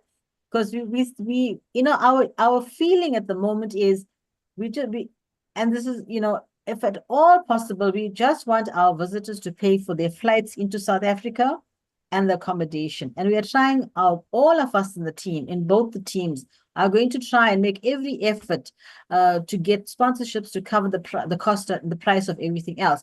So we will get to Port Shepstone. We will probably spend an hour there, see whatever needs to be seen, and we will hit the road back at 4 o'clock, 4:30, and we'll be back at our hotel, hopefully latest by 5:30, depending on the traffic, right? And then 5:30, 6 o'clock. Then we'll do a quick shower change, because remember, we've got dinners planned for the evenings. We've got a program for every evening, right? So then we will leave at about 6:30 to the venue for the evening program. So we are also trying to get those dinners organized. So every day it would be like that. We would leave in the morning, travel, have lunch, travel back, cover as many places as possible, and then leave again for the evening around 6:37. That's And then we very should be clear. back. And then we should be back by 10 at the latest. So everybody lights out by 10. Okay. I'm That keeps us, I that know keeps us, Shalima's thinking, you hope, my girl, you hope. But I've heard okay. about those long stories that go into 1, 2 in the morning. But that is why I took that into account, and I said breakfast will be from 6 until 8, 8:30, and we should leave by 9. So everyone feels comfortable and refreshed to leave by 9. Okay. Advocate Okay. Levan mentioned that there would be the ground travel, like the bus every day. So Yes. how much does that roughly come to per day? Okay, so it's not worked out per day, because remember, from here to Port Shepstone is like a 90-minute drive, and it's like Yeah. 120 k's away. So you cannot equate it like that. And then if you go to Phoenix, it's like 15 minutes from Yeah, where no, we stay. no. So we're going to try and Roughly say the whole tour. the ground transportation, we're looking at between 30 and 40,000 rands. Between 30 and 40,000 rand for those 8 days. But That's you for know what? the ground transport. The ground transportation, yeah. Because we're Okay, trying to, lovely. yeah. And No then the problem. major ones, if you look, I can hear in your voice that you're working on something, Dr. Keshavji. I can see those numbers working No, there. no, no. I'm They're no, giving I'm you all very the information that you need. Right. no. So the first trip is to Port Shepstone, right? Which is like about 120 k's away. Then we have the inland trip to Pietermaritzburg and Howick, because remember, we've got Howick, we've got the Howick, I forget now, but we've got Howick there, where Mandela capture site as well, right? So that is probably another hour and a half from where we are, right? So, and then back, right? So that's like about 100 k's away, right? So you're getting an idea of the time and the number of kilometers away. And then the other major trip is to Stanger, which is about 45 k's from Umhlanga, 45, 50 k's from Umhlanga. And that's also a lovely trip down the north coast, And I'm hoping that we'll be able to stop at Kersney, because Kersney had the cotton fields. And Dr. Betty Govenden writes a lot about the cotton fields, and she's originally grew up in that area with the church, the first church in Africa. I think it's the AFM church. I interviewed her recently, and she mentioned that church and the history, which her grandparents were a part of. So those are the 3 major long distance. The No rest problem at all. Just all one right. more thing regarding air flights. Are you arranging with certain major carrier from South Africa, or would you expect all of us to make our own arrangements coming from wherever in the world we're coming? What is your approach to this? Okay, so I've been chatting with Shalima and Dr. Mahabir, and I think that their feeling is that they, for example, from Trinidad and the areas near Trinidad, that they should then go to the Netherlands, and then all of them from the Netherlands come here. And I think the reason relates directly to visa and entry requirements, and the number of days and whatever. So those perhaps in Trinidad and those areas around, they can make an arrangement for which airline they want to travel with. So that's one. So when you arrive here on the 1st or the 2nd, then we have a few people who can then now bring you back to the hotel, you know. I mean, even though the hotels will have shuttles, but we also want to meet you firsthand, see you, and you know, do the best that we can. Then, if you're coming from the United Kingdom, then your team can then decide, because Shalima will have the details of who's interested, so she can perhaps, you know, get their details and form a group or whatever, and they can then book and travel together. The same with if you're coming from the United Kingdom, or if you're coming from Australia, or if you're coming from Mauritius. So because we don't know where everyone's coming from, and it's really a logistical problem. So we won't be able to do that. Each person has to book their own flight, pay for it, and then, you know, the hotels as well. The hotel, because between Vita, Hazel and I are part of the accommodation committee. So we will look at it one more time and decide which is the best. We'll go back to those hotels and get the best rate, because I know that Gateway Hotel has like a pool at the top, you know. How lovely at the end of the day, just to relax with the sun down on top on the top of the top floor. So we haven't finally decided, and obviously we want to negotiate a little bit more with the hotel owners and their management to see what we can get. So it's not totally, but we have an idea. Sure, right? So absolutely brilliant. I'll just make one more point. no I'm problem. very tempted to come. I mean, it's my home.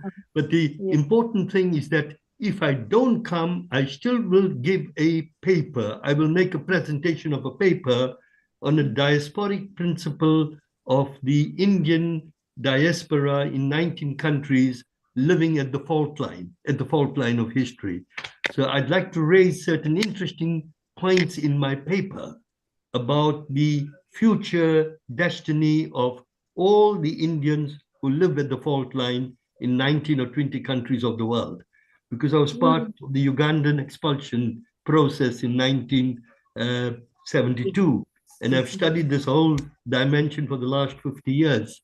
So I would like to give a paper on that, but I will discuss with Shalina and do the normal. But to thank you most warmly, I think this is an absolutely brilliant program you're setting up, and I can see it's very reasonable, because I'm working on another program. I'm going to Morocco in May, and the Moroccan trip alone is coming to $3,000 without the plane fare. So I just for 10 days, so I can see that what you're doing is really value. Thank you so much. Dr. Keshavji, you are in the United Kingdom at the moment? I'm based in England, but I travel a lot. But my home. But I just want to share, if you're in the UK at the moment, it's 23 rands for £1. So we'd love to see you here.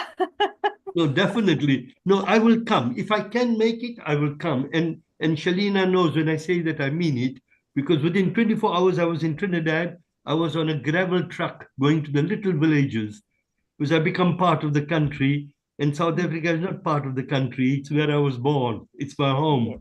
So I would be so delighted to come and visit you. You are my family. Thank you so much. Terrific. Thank you very much. Jay, I see your hand is up. MK, we are not accepting that you're thinking about it. You have to come. You absolutely have to come. Jay, just hold 1 second. Levan had his hand up. Levan, is there something that you wanted to add to what has already been said? Thank you. Thank you to the program director. So I think Dr. Archery has covered me with her statement. So I wanted to share that for those people that are viewing this from whichever jurisdiction, what you need to consider is that it's your accommodation and airfare that you're paying. And we are trying our level best to get sponsors to cover all the different aspects. There are some places that you would have an entry fee, for example, at the Nelson Mandela capture site. So we've got to consider and we will advise accordingly. But for the most part, this is something we are trying to get sponsors. I noticed that Dr. MK had mentioned about the transport, and just to share so that there's maybe it's mentioned in an open way that the total transport for the bus we estimate to be 30,000. That is not to say it's 30,000 per person. or that should be something that you consider as your budget. We're trying to find sponsors that would cover this cost. So we, if there are any changes, of course, I think led by Dr. Archery and others, they will advise. But I think that it should be understood that this is not something, 30,000 being roughly about $1,500. That's not something that each delegate is looking to pay. Not at Okay. all. That's our estimate. That is our estimate for hiring the bus for that week, which we would look for a sponsor. And I want to also say I've lived in the US for a couple of years and been substantially in the UK. I understand the cost there. South Africa is a lot cheaper. You would be amazed that $2 or $3 would get you an amazing Funny. meal at a restaurant in South Africa. So it's something that you need to consider. Thank you. Thank you so much. Very much for clarifying that. And everybody, I just want to point out, Kogi took fabulous notes when we had our very first meeting, because the way that this thing is organized is exactly how the ICC sets it out. Even the sites, she has followed almost everything that we've done in the past in terms of the relevance of each site. And not only that, it's the fact that this thing is not for profit. As much as is possible, we are trying to share expenses, because this is what families do, right? I just wanted to add that. Thank you very much. Jay, the floor is yours. Thank you, everybody. And thank you, Levan. Didn't see you for a long time. I need accommodation at your place, if that's possible. Number two, good Always presentation. possible. What was that, Levan? I say you're most welcome. That's always possible. Yeah, but the thing is, two things that I'm concerned about. One, safety and security of a group coming into South Africa, going on this excursions. And two, if you discussed with anybody in foreign affairs as to how we can get visas to get into the country, because I live in Canada, as you know. Now, there's a visa provision for us. If I'm there for 90 days or less, I don't need a visa. But if I'm there 90 days over 90 days, then I need a visa. Secondly, if I am coming in a group, the group has to get a visa for the whole group and give reasons why the group is in South Africa and all the paraphernalia, all the information about what the project is. Have you done that? That's not the second question. The first question is, I may come, may not come. It all depends. Okay, so I walk with a walking stick. Right. So, in terms of the safety, our deputy chair, Mr. Nash Singh, and I did have a chat, and we said that, we need to make contact with the Reaction Unit South Africa, because they very vigilant and on the go and are highly recommended. And but we haven't spoken to them as yet. We've been trying to get all the other details, all our ducks in a row. But him and I, being led by him, are going to visit Reaction Unit South Africa and see what is the best provision in terms of safety that they can make available to us, right? So I hope, Mr. Nair, you will feel comfortable. And besides, I'm going to take some karate lessons, so I'll be able to. Oh, I'm a black do belt. whatever needs to get I'm a done. black belt myself. But the Okay. thing is, to answer you, Kogi, is I checked this out when the time we talked about South Africa with the High Commissioner here in Canada, and he gave me all the particulars, and he says, go into the website again and look at all the needs before a group goes, before an individual goes, and 90 days and less, you don't need a visa. You just Okay, need your passport. So, Mr. Nair, what I'm going to do, I think that falls under Lavan's portfolio. Lavan's field, So yeah. maybe Lavan, you can provide some guidance in terms of the visa, group visa application, and we can hear from Lavan.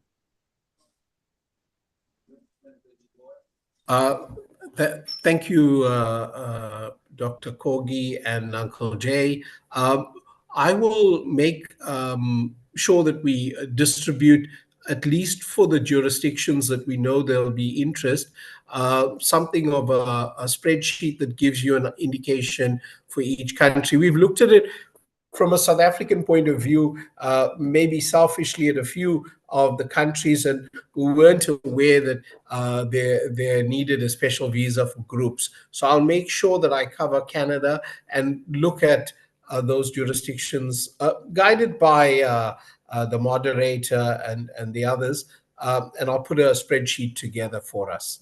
Thank you. Okay, Very thank good. you. Thank you very much. I just want to add, of the 55 persons that have registered thus far, I've not seen MK or J, and I'm a little bit concerned that I haven't seen that as yet. So J, what are you doing? My health comes first. That's I what I'm know, doing. I know, but Yeah. you know what? All right, put my name down for now. Put your name down. I can't fill out the form for you. I'm going to send you the link directly Okay. on your WhatsApp, and I'm waiting for you to fill it out. MK, wait, it's coming in your WhatsApp too. Both of you all.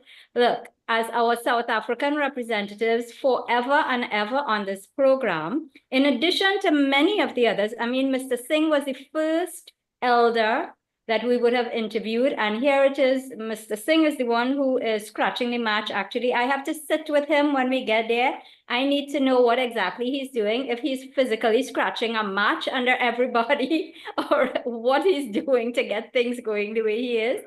But at the same time, you know, it's important to us that you two are there. So you heard Vita has made arrangements. She's making arrangements with the hotels and everything to make sure that they can accommodate persons with the slightest disability. The vehicles are going to be fixed. You don't have to go up to the second rung. You can just come in. And of course, again, we are there. We will help. You will be taken care of because you're family. So I Thank don't you. want you to be worried. And Just if you get on need the plane. Mohammed, if you need let's go. motivation- I'll meet if you in need London. motivation, if you I need only, motivation- can I come on this one? Yeah. You know, my heart is in this program, but let me tell you what's happened. You all are aware, I'm an Ismaili Muslim, and our Imam, His Highness the Aga Khan IV, passed away about 40 days ago. We have a new Imam now, and perhaps, I'm not sure, August may be the month where he's going to be visiting his community in certain countries. We do not know which country. The only reason I may not be able to come because there'll be religious ceremonies that I'd have to go to. Right. That's part of my religious obligation. But apart from that, if that doesn't come in the way, my heart is there. If it's possible, I will come to South Africa. But certainly, if it's not possible, I will participate in the conference virtually. That'll be no problem at all. And I will make a point about that. Secondly, Alicia, if I may put you through to a South African or part South African called Theo Gull, who's doing some interesting work on artificial intelligence and ethics. And I think that there would be a lot that we can learn from you. He's doing some brilliant work at Bristol University. As you were talking, my mind was going through that whole process because I'm just writing on artificial intelligence and ethics myself in a book on Sharia that I'm finishing. So I will put Theo through to you. Please, if you can communicate with him, there will be an exchange of knowledge from the beginning. But let me tell you, Kogi, let me tell you, Shalima, let me tell you, Jay, and professors, my heart is with this program because I can see your heart is in it.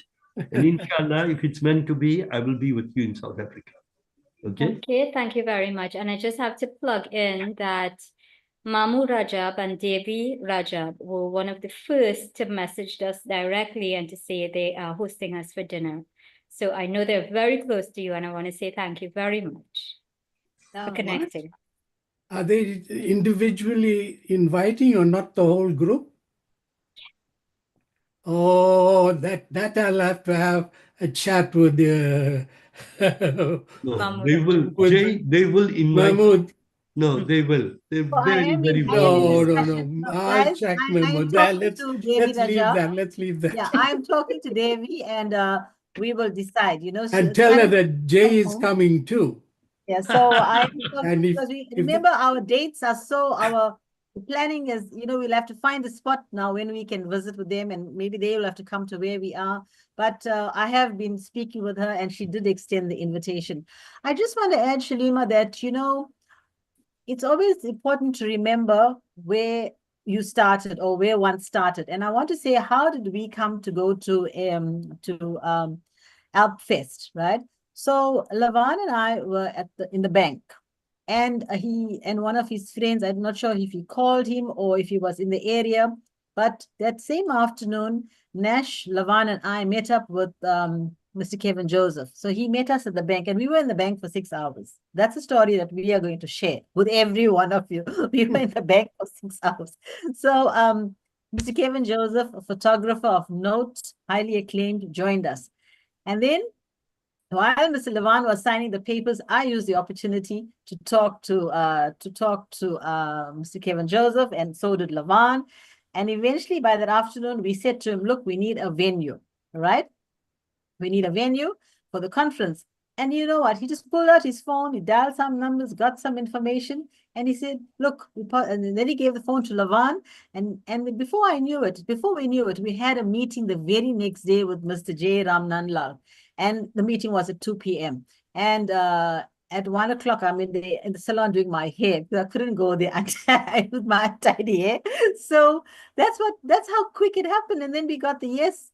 And so much so that Mr. Ramnanlal said to us, "What else do you need?" You know, and now we were flabbergasted because now the teas and the lunches and everything was thrown in. So it just worked out. So I want to thank, you know, Mr. Kevin Joseph for that correspondence and the communication. And also, he's going to be our official photographer. I've said to him, and Lavan has put the idea across to him as well, that he will be taking our photographs. Obviously, we're not going to pay him, but he'll be there to capture whatever we need.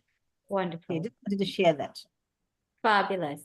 So before I move on to continuing on that thought, Jay, I just want to come back to you.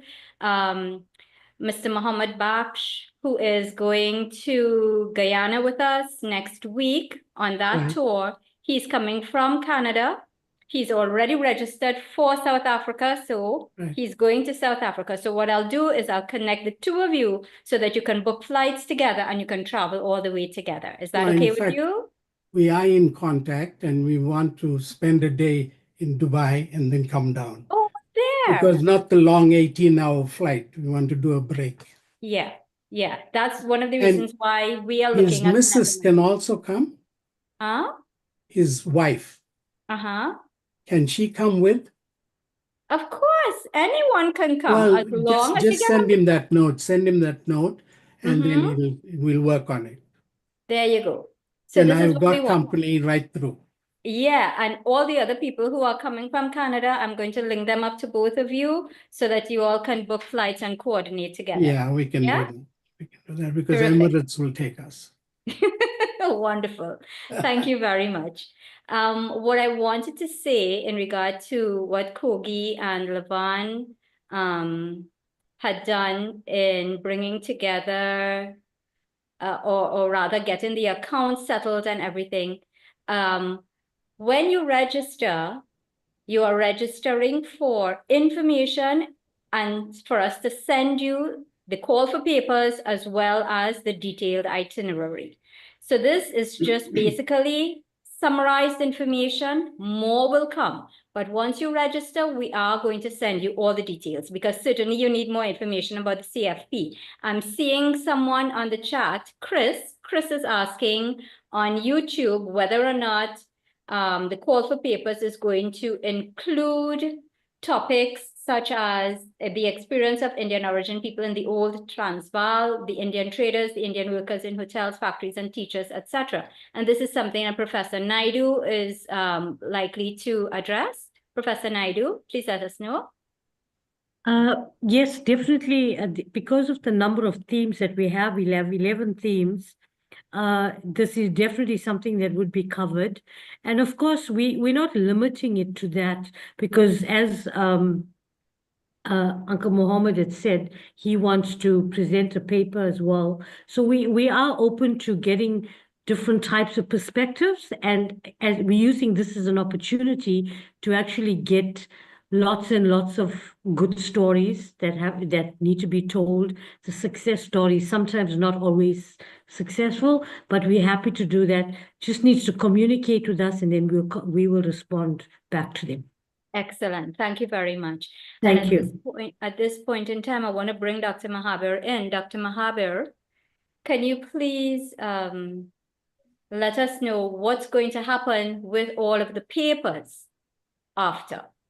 Right. So that's a long-term project that we have in mind, and I haven't discussed it yet, but we can do 2 versions of selected papers. We can publish them in book form, and we can put them online. We can create a website so that we have free open access, and we can put them there. But I want to conclude by thanking Dr. Kogi and the rest of the team, the local organizing team. They are working so hard, day and night, persistently. And this is not for profit. They are not getting any money. In fact, they are losing money because they have to spend time and so on for doing all of this. This is momentous. This is historic. And we here, we can only do so much in the Caribbean. We can't thank you enough. We can't thank you enough for all this dedicated work. You're late at night, persistently making sacrifice, meeting people, traveling, sending correspondence, and so on. This is fantastic. Thank you very much. No problem. Our pleasure. Shalima, I see there are some comments in the chat. Yeah. Are you going to go through them? Yeah, we're going to go through. Ila Gandhi. Yeah. So, Thank you, Dr. Mahabir. It's our pleasure. And I'm sure the team agrees with me that this is something they've all chosen to do. So, and I think they all are enjoying what they're doing and the journey as well that we are creating. I think Ila Gandhi has a comment, Shalima. Yes, I just saw. So Navin is our tech manager and managing YouTube as well as the Zoom, along with Shakira's assistants. So he's just posted on the comment from the lovely Ila Gandhi.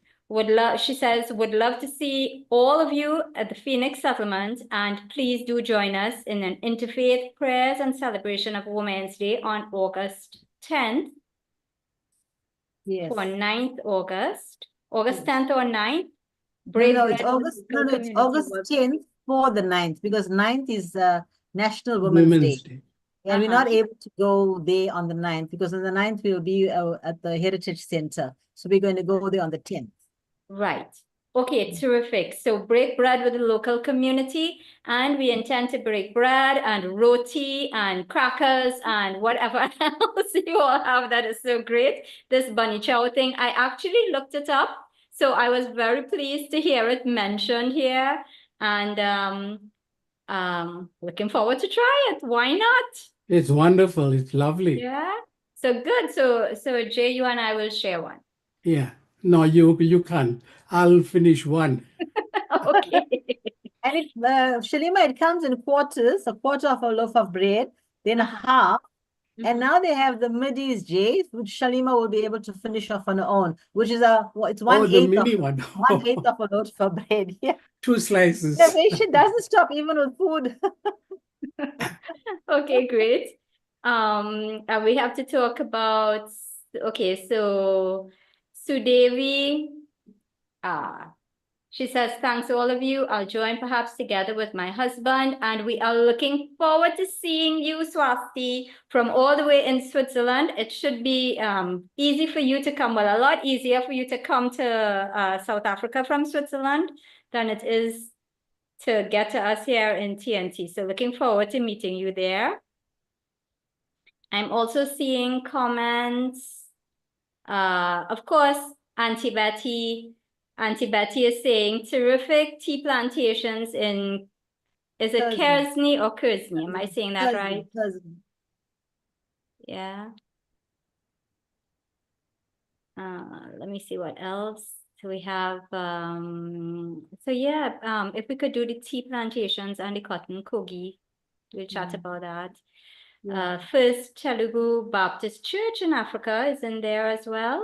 Interesting. And you all speak so many different languages, so many that we've lost here. It would be very interesting to hear those services in those different languages and record them because we are losing them in the diaspora. We have Kanathasan Munsami, awesome initiative, awesome presentations. I suggest while in Kwazukuza, did I say that right? Yes. Visit the memorial site of one of our icon Nobel Prize recipients, President of the ANC, Dr. Luthulu. If we can factor it in terms of time and so on, certainly. Kaushi Krishna is saying, Gausalya from India, nice session, and we hope to have some of the Indians there. By the way, out of those who have already registered, Atma, Jagbandan, I hope you do choose to come with us from Suriname. We are going through Netherlands, so we will meet you in the Netherlands and then go across to South Africa together. If you plan to come with a whole group from Suriname, that would be even better.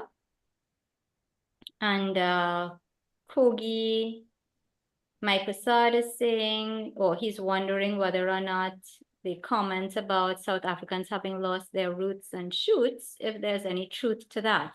But we'll discuss that at the conference, you know, the importance of the academic conference in this particular tour. Generally, we have a tour of the country and we visit all the sites and so on. We wanted this one to include the academic conference because South Africa is so unique.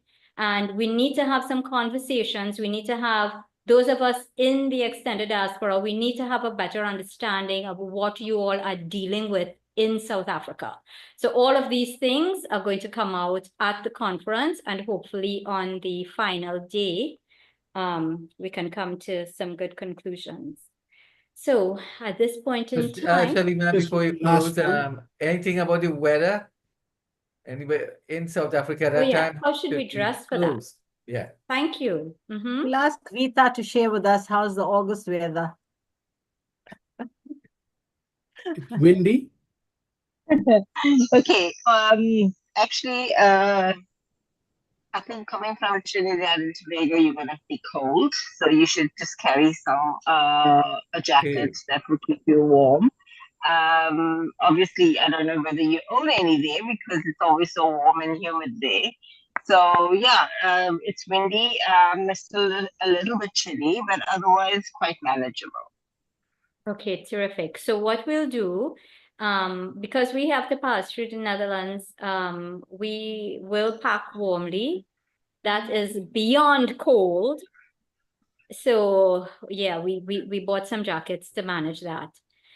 And what we can do is plan on day one. If everyone comes in somewhere around the 2nd, if we have everyone landing by about the 2nd, Lavana, I see you. Just 1 second, please. If everyone comes in by about the 2nd, we could probably organize to do some shopping to get everybody the comfortable wear that they need if they didn't bring sufficient. Yeah? Perfect. Thank you, Program Director. I thought I should maybe spotlight what a little cold is. Everything is relative. So in Durban, we are used to in the summer temperatures between 30 and 35 degrees.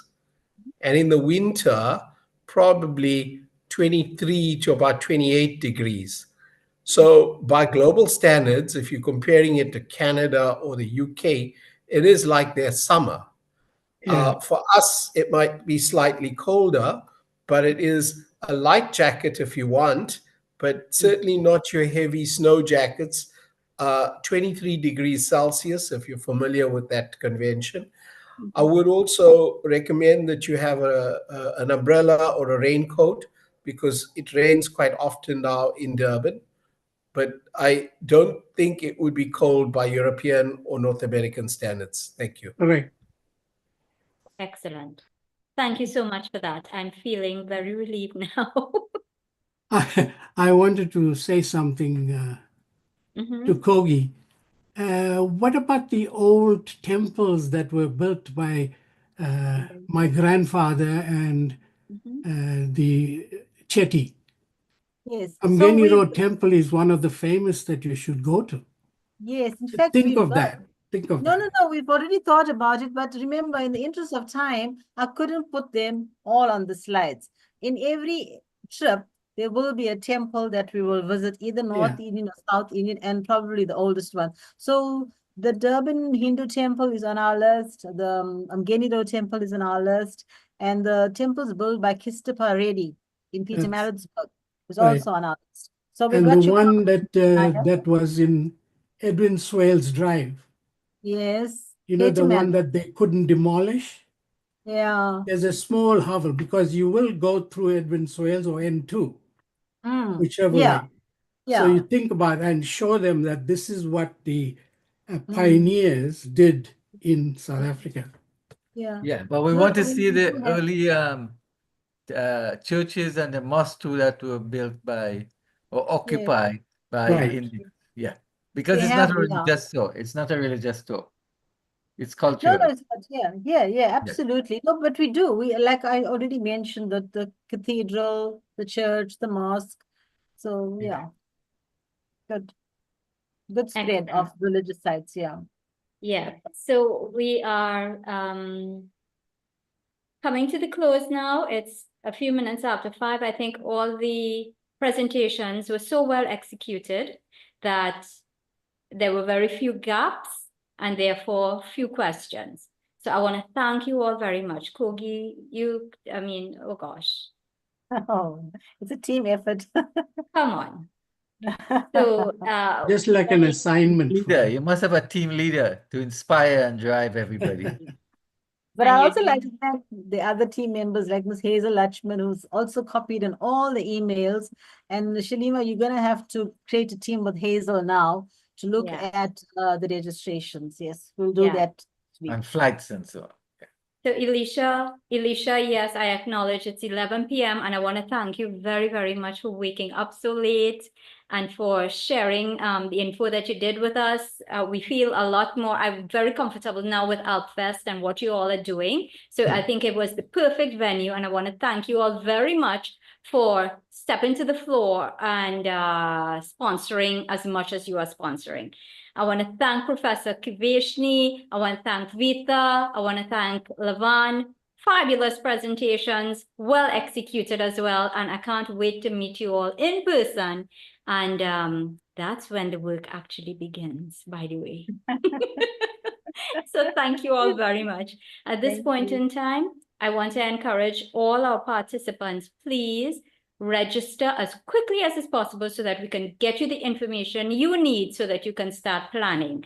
The academic conference team absolutely needs to get your abstracts in place as quickly as is possible so that they can review, give responses, and then we move on to actually putting the plans in place to accommodate everyone. I want to thank you all very, very much. Shakir, please take over. Thanks, Anne. And thank you all for taking the time to attend and to participate. And this was an amazing program, and it's going to be an even more amazing trip. As we've said earlier, this public meeting is being hosted by the Indo-Caribbean Cultural Center, and you can feel free to contact the ICC to publish your books. Remember that we are asking you to give your suggestions, and if you give a donation, your name will be placed on our poster and all promotional materials, and you can contact Dr. Mahabir for details. Our topic next Sunday will be Nature's Wild with Andal Gosain, a community gathering about art and politics. Thank you to the advisory and planning team led by Dr. Kumar Mahabir, to our IT consultants Daryl Gransam and Navin Mangal, and Daryl again for designing the poster, and Ravin Ram Singh for the social media marketing. So please visit, like, and subscribe to our YouTube channel to see all our past recordings. I am Shakira Mohammed of Trinidad and Tobago saying goodbye. May God bless you all. Dhanyavad.